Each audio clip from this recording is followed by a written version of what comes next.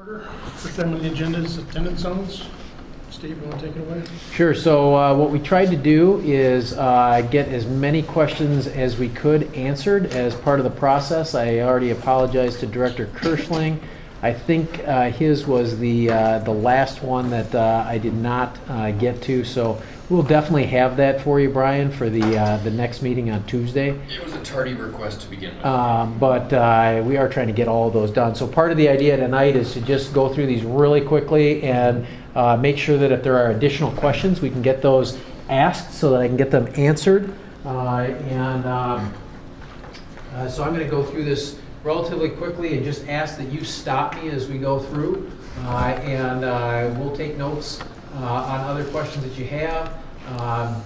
And then, like I said, try to get those asked as quickly or answered as quickly as possible. So one of the things that I've done, just for clarity, so that you'll be able to track it as you move through, is I've added a sentence at the top saying which meeting these are prepared for. So hopefully they're a little easier to track, and then you'll see in the footer that there's a date down there so you can find that. They're also all paginated so that you can keep track of the pages. I will tell you that when you folks send me things, I add those to the documentation. Those don't paginate, so they'll come in between.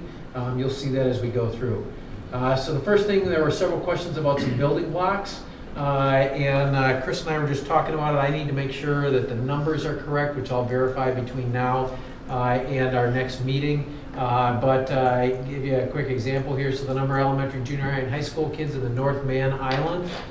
So again, remember that the orange is the boundary that we draw, and then the numbers pick up the kids at the elementary, junior high, and high school level. One of the questions that was asked was it alphabetized them, if you remember, in the last group, and so you didn't see the high schools and the junior highs next to each other. So I've actually gone through and done the cut and pasting on there to make sure that our junior highs are clustered together, our high school or high schools are clustered together, elementaries are at the top. So you should be able to see them in elementary, junior high, and high school. A question was asked about Rose Oaks because of the challenges we have right there. And this is a good place to remind folks that you see a dot. So go back up here. These dots represent students in the district. One dot here because there's one address. And then there are sub-addresses underneath for people in the apartment. So even though there's only one dot there, it represents 32 kids. Then Saddlebrook, I think I got that right now, Latasha. Good to go on that. We got to check the numbers on there to make sure that that's right. Oops.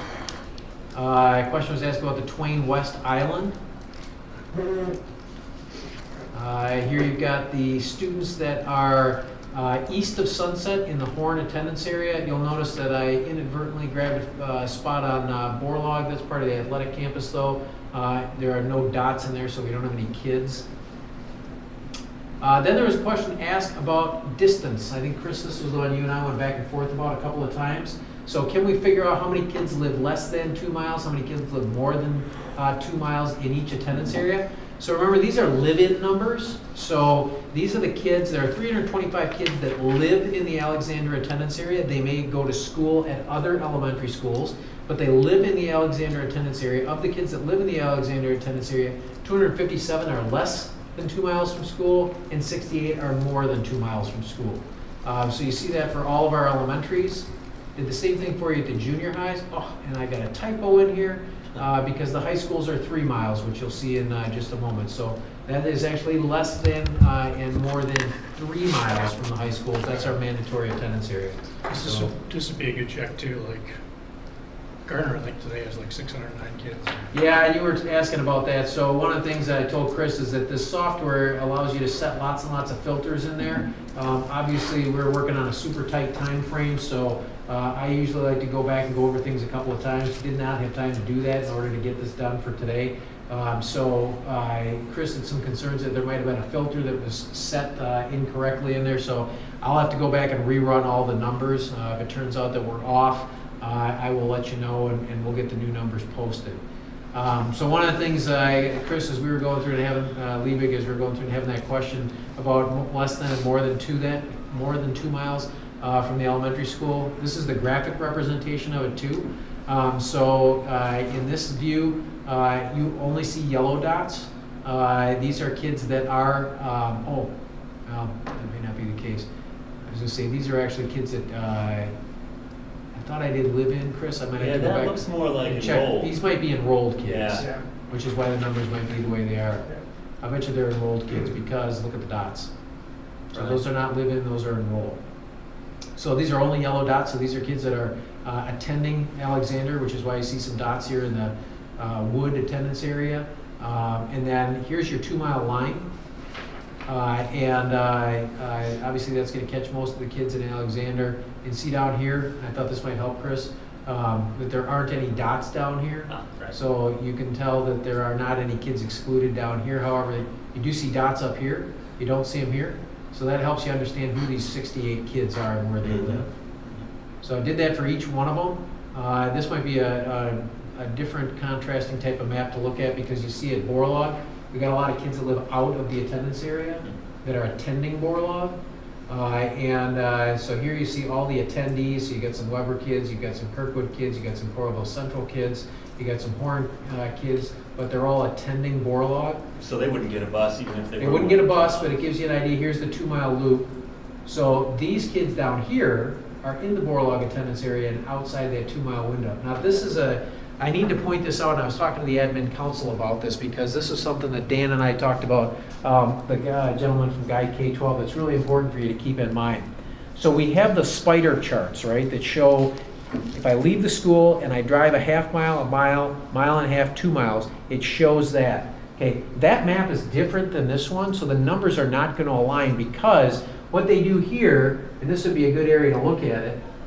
So down here, how do they figure out how to draw a line across what's that spider map? This software works a little bit different than Versatrans. What it'll do is it'll go out to this street and say, here's the 2-mile point at the end of this street, and here's another street, and there's the 2-mile point at the end of that street, and it's going to draw a line between those two. Now, if there's a street that enters from this way, but is not connected to these two streets, it's going to get caught inside that line that it just drew, even though for those folks to get to school, they got to drive all the way around.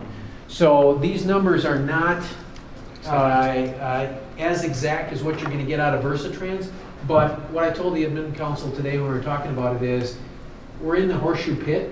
We might not be around the stake, but we're definitely in the pit on that. So when you think about these numbers, and supposed to thinking about them as absolutes, they're very, very, very close approximations. Because how many streets are there like that are going to get looped in there? I actually started trying to look. I found a handful, not a lot, but I did find a few. So these numbers are going to be pretty close. So we should use the 2-mile radii maps. We'll use the 2-mile radii maps. I think we'll use these maps to help you figure out where you want to draw an attendance area, and then I'll use the 2-mile radii maps. We'll plug those in with the new start points from Versatrans to actually do the final maps. This Horn's got a good example. Yeah. Keep going. Yep. Yes, Horn would have a great example because you're going to have the street that you have to drive around to get to it. Right. So maybe I'll just scroll down to it. So we've done these for each of the schools so you can see them visually. I think the area that you're looking at is the area that is Right at the bottom there, yeah. down here, No. right? Down here. No, it's right here. Oh yeah, sorry, it's down there because it's part of the Weber thing.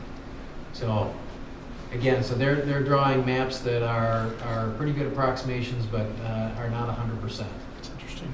So, it's the joy of working with 2 different sets of software, and the more I work with this, the more I learn about how the intricacies of the software work. So you'll see that for each of our elementary schools. I have to give you too much motion sickness here as we scroll through them. We get down here through Wickham and Wood.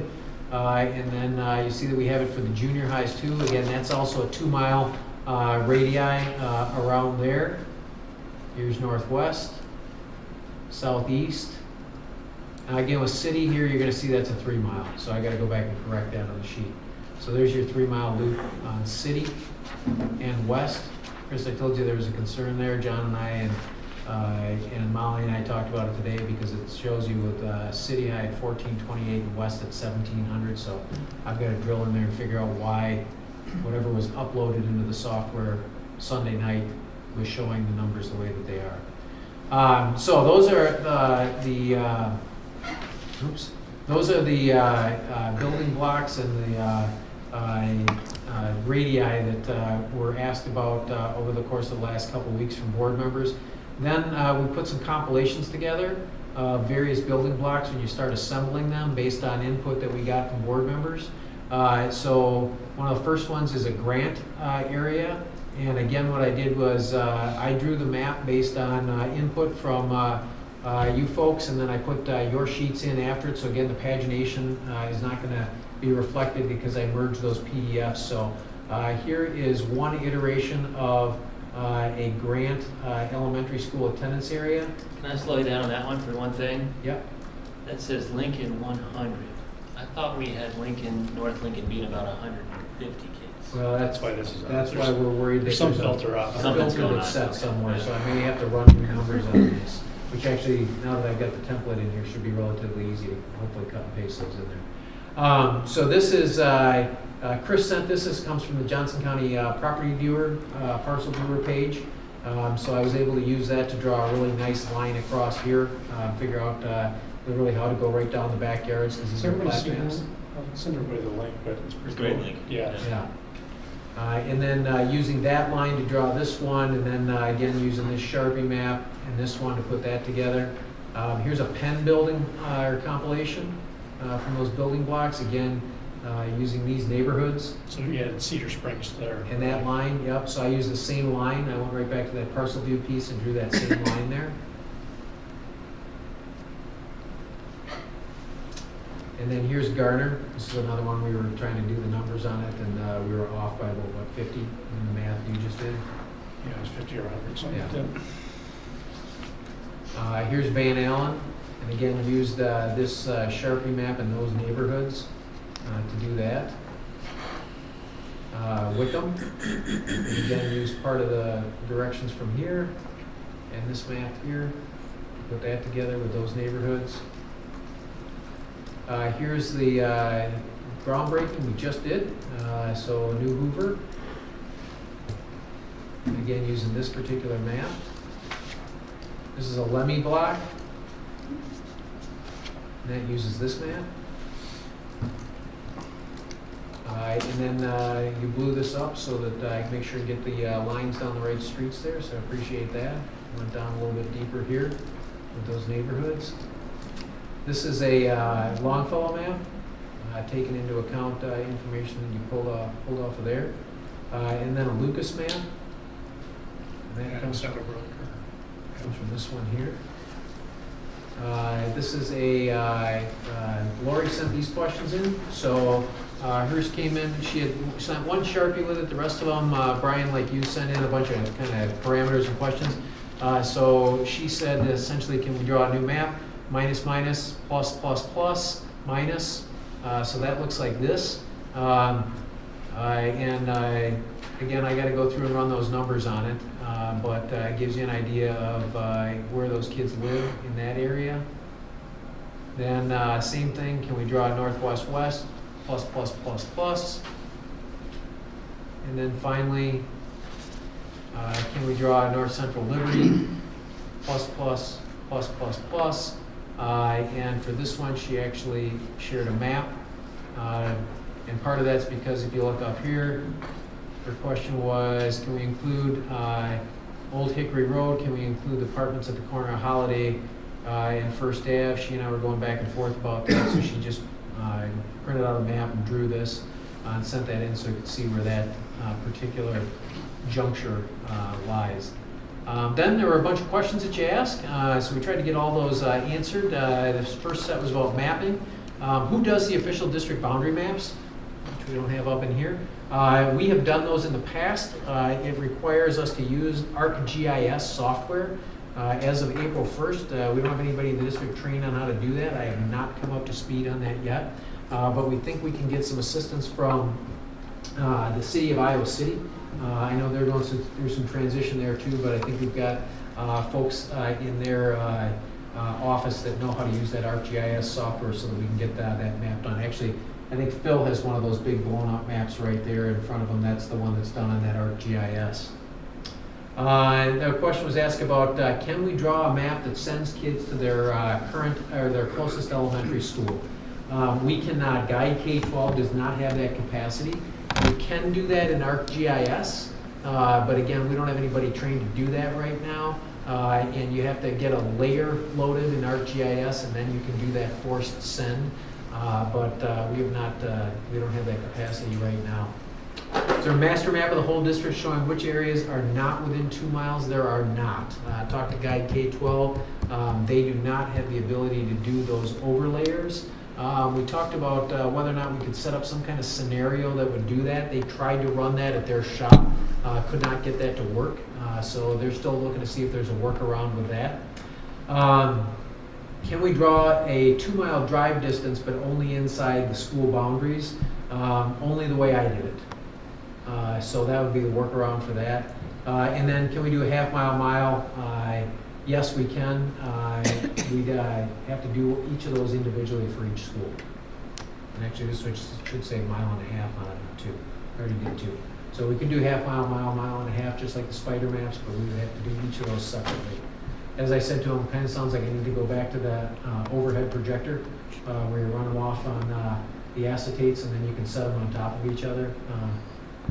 We have a document viewer. We don't have an overhead projector. I'd have to find one. Tom, do you have one of those at home? Probably, yeah. All right. You and my surplus has a. Actually, have no red projector.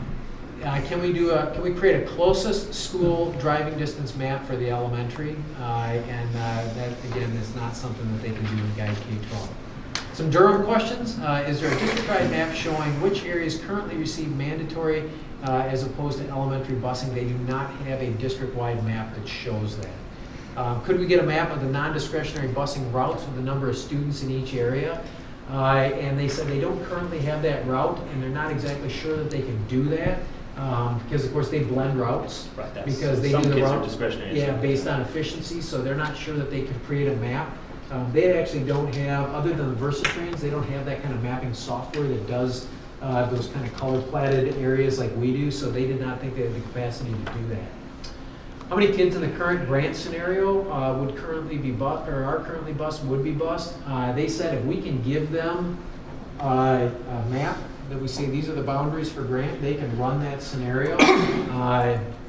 It takes them some time to do that. Their request was when we have an official scenario or one that's closer to the end line, they'd be happy to do that for us, recognizing it's going to take them some time to plug all those kids in and run that. Yeah, Phil. So we can't get a current map of the routes? The routes don't separate mandatory and discretionary kids. Okay, but I mean, can we get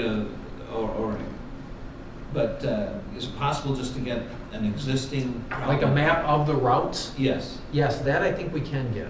Or Okay. whatever they got, right?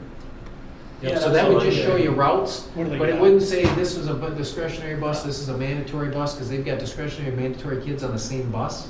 Right. That's fine. So you wouldn't be able to tell which But one's at which. least you would see exactly. Map of routes, yep. Let's see Yeah. if we can Different get that. question. Give us what you got. That's better than nothing. Yep. Right. And also just to know, and I guess I know if I look at something like that, just to know how many buses are currently going to each school. Okay, You know, gen ed buses. Gen ed buses, exactly. Well, yeah, I would assume on the map it would. Tell you which school it's going to. Yeah, So it to get would the tell you map, where that's it right. ends, and if it doesn't, that definitely is important. all right. Let's see, some DeYoung Richter questions. Can we do catchment projections by elementary? They will do them by attendance zones, and so whatever attendance zones we provide them, that's what they'll run. So they can definitely do that as part of the work they do in the fall. Can we do them by SES? They've never done it that way. And then they had lots of questions that they sent back to us. What's SES? Who generates those numbers? How do we geocode them? They were concerned after we started asking those questions. They said, time out. That overtly identifies kids. Is it even legal for us to have that information? Us meaning them. They were concerned about that. So those were some of the SES questions that they had. Then they talked about, they need Cast Forward. So one of the big things that we have to do with them is we have to get them birth data. And they said, how would we know kids K to 5? How would we know which of those kids are actually low SES kids? And so then how would we designate them? Yeah, I guess I was thinking, and I knew that would be a hard thing for them to do, but I guess I was thinking more in terms of the types of housing they expect it to be in a certain area, rather than the children that Okay. they expect it to be in a certain area. But obviously, it might be beyond what. Sure, I can ask them that question though. Well, the Yep. question is, can we get that from the cities? That might be the real source. And it might be, because you see in the next one, I talked to them about heat map for growth areas, which would be maybe a similar type of corollary to it, because I know these were questions that you asked, and so that's how I may have transcribed them and not captured some of the detail there. But they said, yeah, if you go back to 2013, which we went online and pulled that up, and they do theirs based on census data, not by catchment area, when they do their heat maps. And so when I asked them about that, they said, well, they pull all their data through those block by block census tracks. And if we could tell them how many kids are in each catchment area, then they could, in those blocks, they could try to do that. We're not sure how to meld those two databases to do it in any way other than going through and manually counting in the census tract. Literally like trying to overlay those two things and figure them out, because they're not interlinked. So we're not sure how we would do that, other than going through by hand and trying to cull all that data. Can they come talk to the board? They referred us right to page 10. They said that Tracy would be happy to do it, and there's a cost that's right in there. Then there were some questions about the facility master plan. Thanks to Chris Liebig for bringing this up, because the version that we had linked out there was from last year. We'd actually gone through and made some adjustments to it, as I shared with Chris. There was an original spreadsheet. Some of it was formulas and some of it was numbers. And it looks like when some of the numbers were entered, that forced the formula, and it wasn't double checked at that time.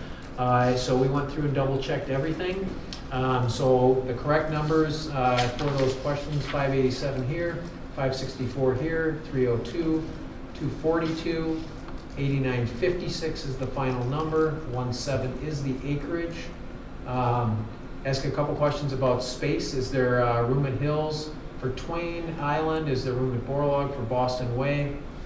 So 68 kids currently in that Twain West Island. Got to double check that number. 184 kids K6 without pre-K at Hills. Pre-K is 16, so that takes us to 200. Right now, official capacity Hills is 189. Could they handle it? They could. We have to put some modulars out there to assist.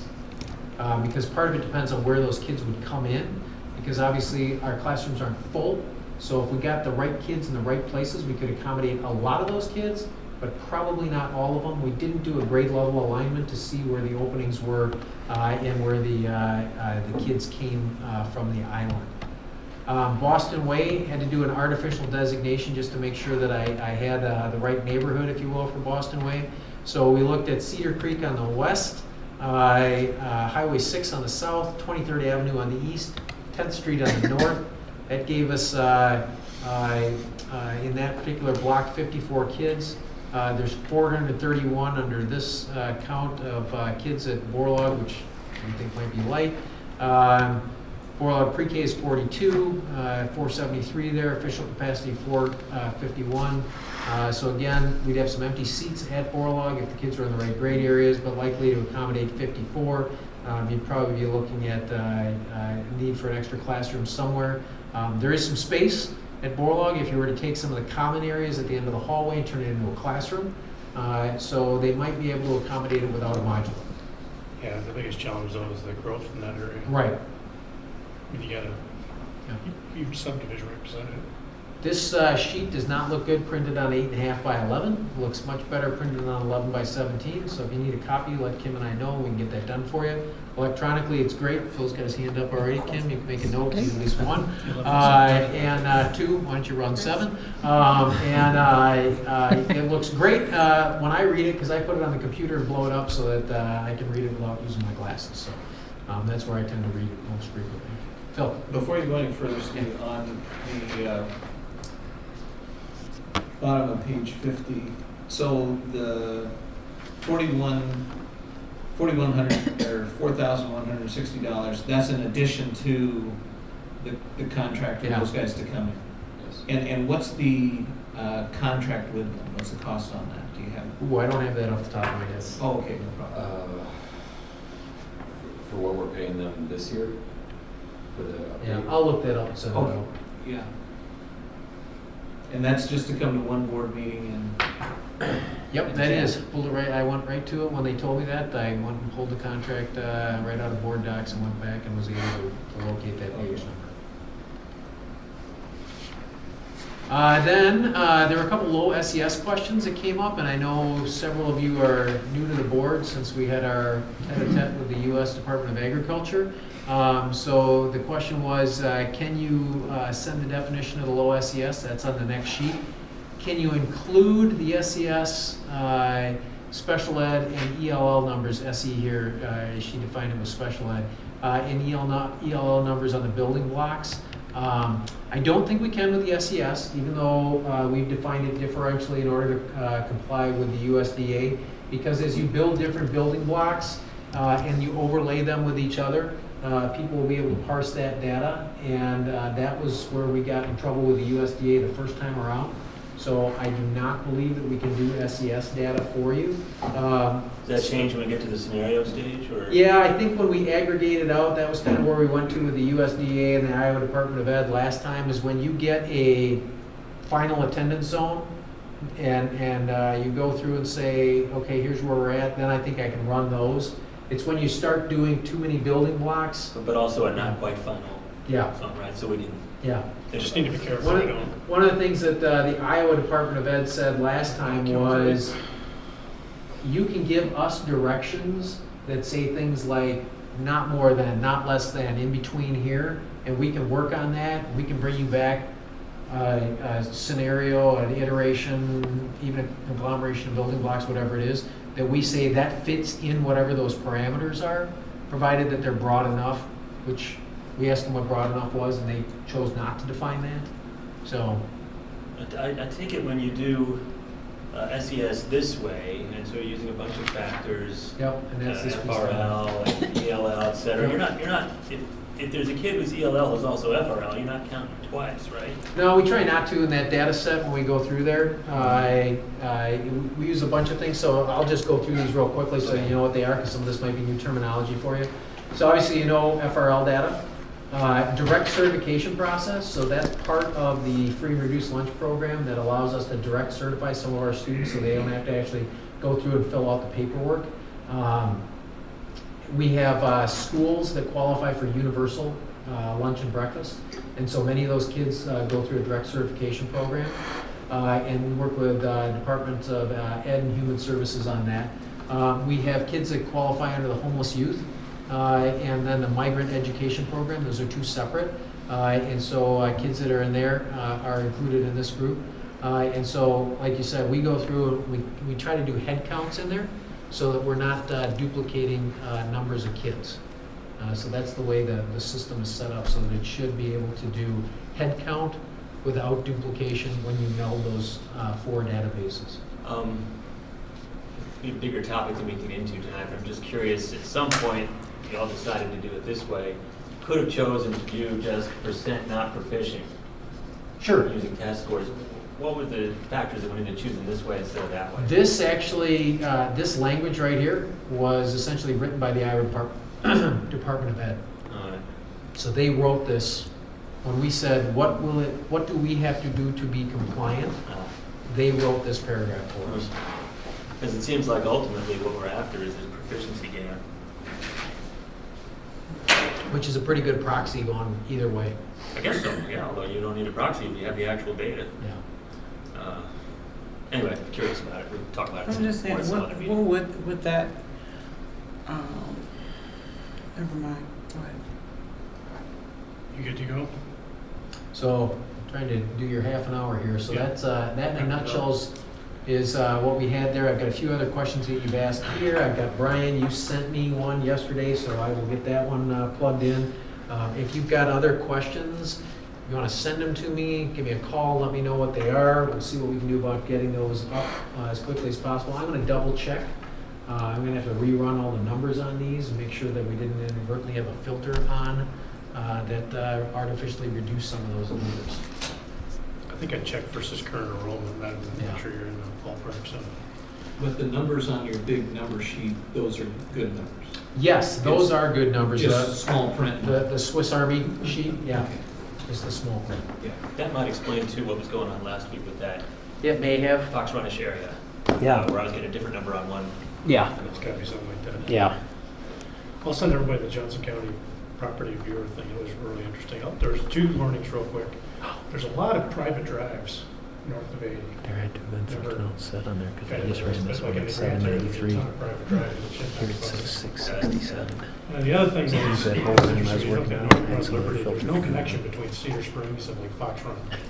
I know, you There's can't no get to street. one from Yeah, either. So Really? like a mile and a half apart from each other, like I don't know minimum, why I'm gonna do so that. just if you think about a school in that area, it's not gonna be walkable to both.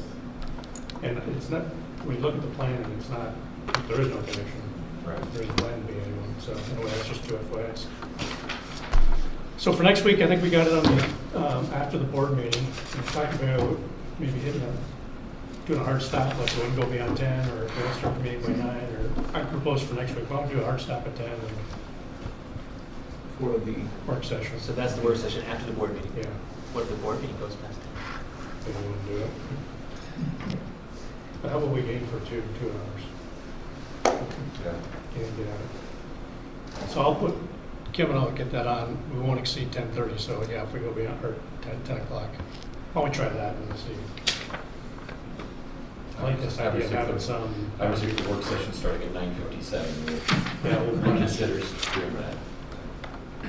You could say if it doesn't start by 9, we don't go, or, but why don't we just say it'll be done by 10? Stop at 10. Yeah, 5 minutes, we're not gonna do it, but something like that. Let's see, 10. Anything else for tonight? Just want to toss out, before we get too much further, that I still think part of this process has to be thinking again about whether Hoover School, old Hoover School, ought to close. And, 2 weeks ago, or whatever it was, when I kind of went through sort of the roadblocks I saw to making this happen now, I should have included that in the manic list because, if we're gonna draw a map that districts Hoover out of existence, that's definitely an obstacle for me. And I just, before I came to the meeting, and I won't even distribute it because I gotta double check it first.